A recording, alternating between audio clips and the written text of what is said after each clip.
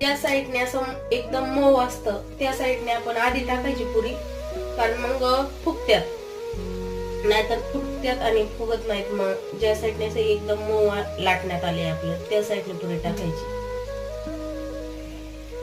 तर आपल्या 3 पुऱ्या झालेल्या आहेत. आता बाकीच्याही पुऱ्या मी बनवून घेत आहे.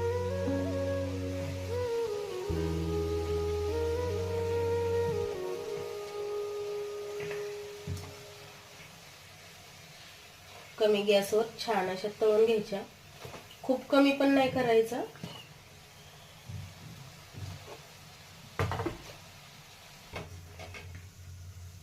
अजिबात तेलकट होत नाहीत, पाहू शकता.